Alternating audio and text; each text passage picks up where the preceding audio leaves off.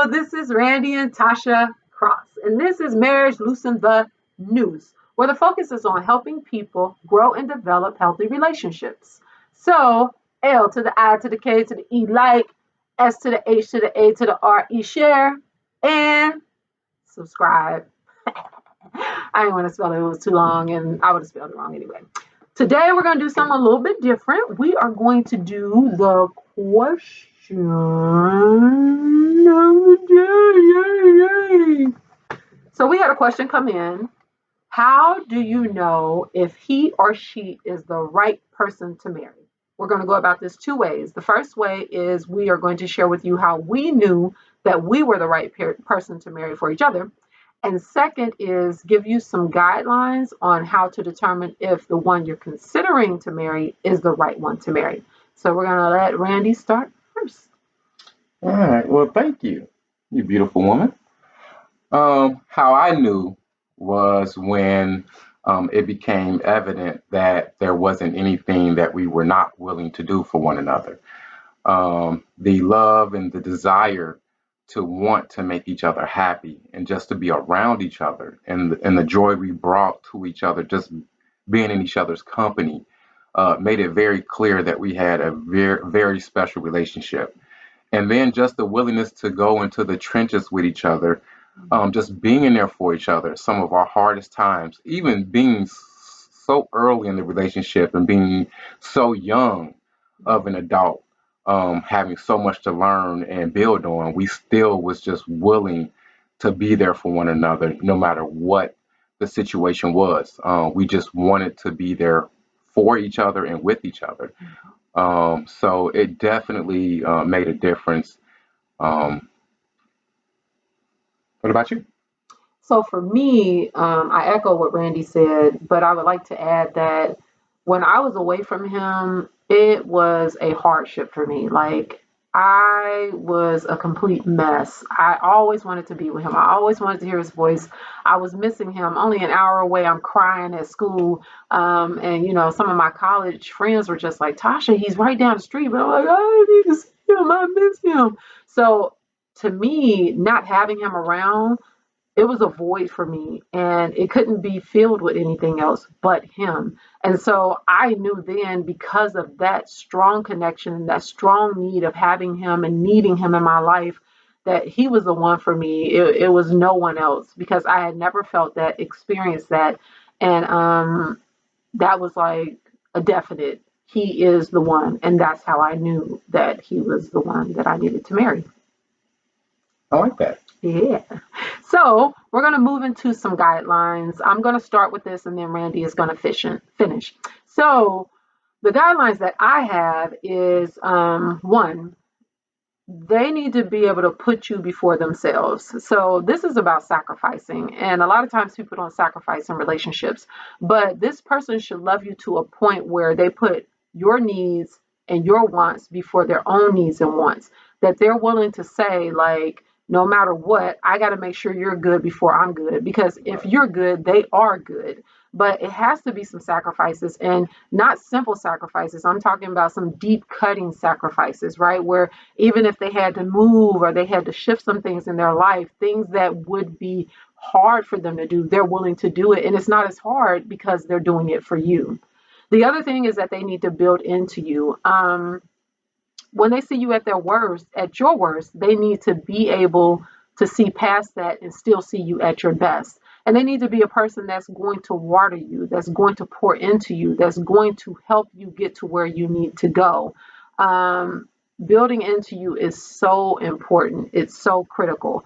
And they need to help you see what you're capable of even when you don't see it. Because there will be times where you're not going to see it, but they need to be able to see it and say, you can do it and you can make it, and I'm going to help you get there. Another thing is they need to get into the trenches with you. There will be times where you're going to fail, where you're going to feel like you don't want to do anything anymore, where you feel like you're going to give up. You can be in this deep black hole where no one can reach you.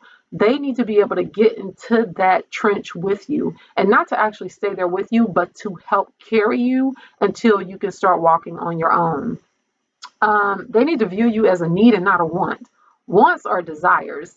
Desires change over time. Desires change with situations and circumstances. You don't want anybody that you with to be like, I wanted you then, but I don't want you now. You need to really be a need for them, a necessity, an essential part of their life. And so that whole wanting thing, people say that all the time. You just need to be happy that I want you. I don't really need you because I'm complete. No, they should need you. The other thing is consistency. People are going to show you some portion of themselves when they meet you, and probably in the first few months, right? They're putting on their best foot, which they should. But you need to make sure it ain't no bait and switch. You need to be looking and seeing whatever characteristics or behaviors that they're showing, are they consistent in those things? And particularly those things that are very critical and important for you to see in someone that you would want to marry. Consistency is very critical. If it's up and down and all around, you need to rethink some things. Also, time, the word that people be feeling like you cussing at them when you're saying it. You need to take time. Quit rushing into everything. People get butterflies, get all giddy. Oh, girl, he the one. He the one. That's my boo. He my everything. And then something silly happen, and then you all like, I can't stand him. He ain't no good. Da, da, da. Take some time. If you're baking a cake, you want to fully bake the cake. No one wants a half baked cake. The outside looks real good. It's all like, oh, it's golden. I know it's done. And then you take it out and you cut into it and it's oozing and liquid is everywhere and it's all gooey. No one wants to have baked cake. You shouldn't want that in your relationship either. So take the time. Time tells all. Allow time to show you truly who this person is. And then the last thing I would say is they are not perfect. We keep wanting people to be perfect. We are not robots, people. We are humans. Humans are flawed. Humans have issues. I have issues. My husband has issues. But you know what? You got to figure out if you can deal with those issues. But quit putting people on pedestals, making them idols, having this vision of who they are, and they don't even know you got that vision of them. And then when they don't meet it, then all of a sudden they ain't doing the right thing and they failed you. No, people are flawed. Quit looking for perfection. It is not achievable, it is not attainable, and it is not fair to that person to think that they need to be perfect. I agree. Sounds good. Yeah. So, be patient with me. There are just two questions that I want to pose to you pertaining to the question that we've been asked. The first one is there an attraction more than the initial attraction that brought you to that individual or that um, had you interested to want to know more about that individual? We have to get beyond that initial attraction or lust that we have for someone from just meeting that person. For instance, when I first met my wife, it was her walk that had me attracted, that had me wanting to know more. That definitely wanted me to start a relationship more than just a friendship with her. Because obviously, friends, the type of actions and communications and things of that nature you have with one another end at a certain point. So I wanted more than just a friendship. But the more I got to learn, the more I knew, the more I wanted to know, the more I wanted to be around her, the more I cared for her, the more her feelings and emotions and opinions mattered to me. So we developed something there. And what we developed and established was love and care for one another. So when you take the two and you understand the difference between lust and love, and you can decipher between the two and not mix the two up or mistake the one for the other, then you can really start to ask yourself the question: do I have lust for this individual, or am I in love with this individual? And then you can ask yourself the simple question: am I excited, or does it bring excitement for me to be with this person, or am I happy to be with this person? And then the reason why you want to ask yourself that, because excitement is something that's initial, it's temporary. It can be an emotion, it can be driven by a look, by passion, by thrill, by drama, by adventure. Love, happiness is something that has to be developed, it has to be worked on, it has to be established. You have to put in time, energy, and effort to get to that point of happiness. And so when you relate excitement and lust with one another and love and happiness with one another, and you understand the difference between the two, and you have the one and not the other, then you can truly start to decide and have a conversation with that person about what type of relationship you have and what does the future hold for one another. And what does that mean? I mean, should we be taking the next step? Should we be making the commitment to one another so that once we become one, and then we can start working on buying a home with one another, combining our finances, having children. There's a process that we're supposed to go through that would make things easier in life as we get older and bring those things into and incorporate that into a relationship. But a lot of times we just don't take the right amount of time and do things necessary so that things are just easier. The path is easy in life.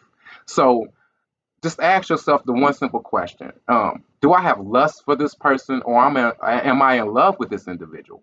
Because lust is given, it's not earned. You can lust over anyone or anything, whereas love is earned. You have to put in the work, you have to develop the relationship. And once you've created and established that love, it's really hard to be broken.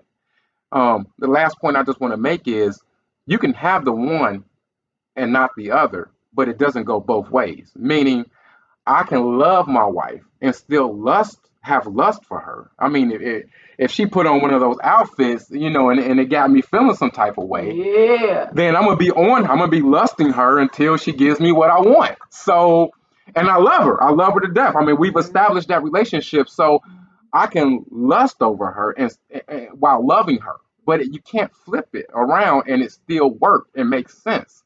So you have to understand that. Don't confuse the two. Know the difference, and then know where you are in your relationship.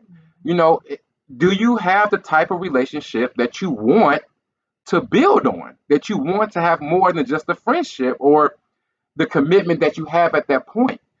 And if it is the type of relationship you want, then it makes it very simple and easy to say, let's take that next step.